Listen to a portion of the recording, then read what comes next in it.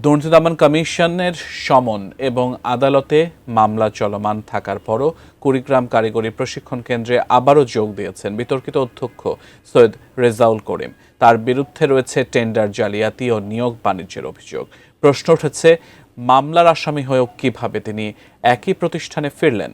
অভিজ্ঞ মহলের প্রশ্ন, অবাধে দুর্নীতি করতেই কি তার পুনরায় আগমন?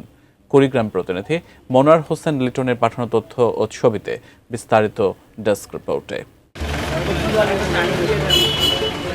কুড়িগ্রাম কারিগরি প্রশিক্ষণ কেন্দ্রের অধ্যক্ষ সৈয়দ রেজাউল করিমকে 2025 সালের 3 সেপ্টেম্বর ঠাকুরগাঁও টিটিসিতে বদলি করা হলেও 6 মাস না যেতেই তিনি আবার ফিরে আসেন কুড়িগ্রামে। এর আগেও একই প্রতিষ্ঠানে দায়িত্ব পালনকালে অনিয়মের অভিযোগে বদলি হয়েছিলেন সাবেক অধ্যক্ষ প্রকৌশলী আইনুল হক। দুদকের মামলায় অভিযুক্ত হয়ে কারাবন্দীও ছিলেন তিনি।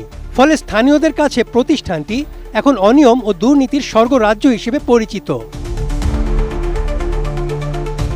কুড়িগ্রাম দুদকের উপসহকারী পরিচালক স্বাক্ষরিত চিঠিতে টেন্ডার জালিয়াতির ঘটনায় সৈয়দ রেজাউল করিমের বিরুদ্ধে সমন জারি করা হয়। এছাড়া ঠিকাদার হুমায়ুন কবির তার বিরুদ্ধে প্রতারণা ও চেক জালিয়াতির মামলা করেছেন। মামলা চলমান থাকা অবস্থায় গত 25 ফেব্রুয়ারি পুনরায় যোগদানের ঘটনায় শিক্ষক ও প্রশিক্ষণার্থীদের মধ্যে তীব্র ক্ষোভ দেখা দেয়। দুদকের সমন জারি ও মামলার খড়গ মাথায় নিয়ে 25 ফেব্রুয়ারি পুনরায় কুড়িগ্রাম টিটিসিতে যোগদানের প্রতিবাদে 26 ফেব্রুয়ারি প্রেস ক্লাবের সামনে মানববন্ধন করেন প্রশিক্ষণার্থী ও এলাকাবাসী। অভিযোগ রয়েছে, ত্রুটিপূর্ণ টেন্ডারে 12.5 লাখ টাকা আত্মসাৎ, 20 লাখ টাকার জামানতের চেক ফেরত না দেওয়া, ভুয়া নিয়োগ বিজ্ঞপ্তিতে 7 থেকে 8 লাখ টাকা আদায় এবং অবৈধ সুবিধা না পেয়ে ক্ষমতার অপব্যবহার করে অসহায় স্টাফদের চাকরিচ্যুত করেন এই অধ্যক্ষ। আর অন্যান্য অনিয়মের অভিযোগ তো রয়েছেই। আমাদের সব থেকে বেশি সমস্যা হচ্ছে বাথরুমগুলোতে একটু সমস্যা আর কি। বাথরুমগুলো যদিও মাসে পরিষ্কার করে দেওয়া হয়, কিন্তু বাথরুমগুলোই পরিষ্কার না, যার কারণে পরিষ্কার থাকে না আর কি। একদম খেজুরটে নষ্ট। আমি 2 দিন ধরে খেজুর খাইনি। ডাউল দিয়ে একটু চলে, সকালের খাবারটা চলে, সবজি তো খাওয়াই যায় না, ধরা চলে একদম সবজির অবস্থা একদম বাজে। তো ওয়াশরুম ছিল 2টা, বলা হয়েছিল যে পানি একটা দিয়ে আসে না, ব্যবহার করা যায় না। আপনি বাথরুমে বসলেন, ও পানি আসতে আসতে না বাথরুম শেষ।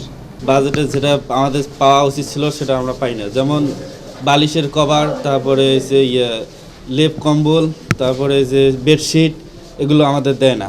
নিচে যা দেখবেন যে একটা করে রুমে 3-4 জন, ওরা ম্যাচ সিস্টেমে চালায়, ওখানে খরচ দিয়ে থাকে। কিন্তু আমাদের এখানে দেখবেন যে একটা করে রুমে 12টা-15টা করে বেড সিট দেওয়া, আবার কোনো রুমে নেই, নিচে আবার ময়লা। আস্তে আস্তে ধরো সমস্যা দূর করবো। আমি তো এখনো খাবারের মান তো দূর করতে টাইম লাগে না। খাবার মান তো আপনার খাবারের মান গতকাল থেকে ভালো হয়ে গেছে। গতকাল থেকে আমি তো শহরের তো আমাকে তো ট্রান্সফার করে দিলেন। না শহরের তো আপনার নিয়মেই থাকবেন, আপনার নিয়মে থাকবেন, আপনার নিয়মেই প্রতিষ্ঠান চালাবেন। আমি তো শহরে দিয়ে তো আপনি মানববন্ধন করলেন। না, আমি নিয়মে থাকবো এখানে। নিয়মের মধ্যে যদি থাকেন তাহলে আপনার নিয়ম অনুযায়ী তো চালাইতে হবে। ইনশাআল্লাহ। আপনি এই কথা কেন বললেন যে আপনি আপনার গতিতে, আপনি এর আগে বলছেন যে আপনার ভাই বোন তাহাজ্জুদ নামাজ পড়ে আপনি আপনি আপনার নিয়মে চলবেন। আমি আমার নিয়মে আমি আছেন না। কে নিয়োগ ছাড়া আসলে আপনি তাকে বাদ দেবেন, এতে কি হয় সেটা আপনি যদি নীতিতে ঠিক থাকেন তাহলে তো সমস্যা নাই। একাধিক অভিযোগ ও মামলার পরও একই প্রতিষ্ঠানে বিতর্কিত কর্মকর্তার পুনর্বহাল, প্রশাসনিক নজরদারি নিয়ে প্রশ্ন উঠেছে। আর জেলাবাসীর প্রশ্ন, কুড়িগ্রাম কারিগরি প্রশিক্ষণ কেন্দ্র আদৌ অনিয়ম ও দুর্নীতির বৃত্ত থেকে বের হতে পারবে তো?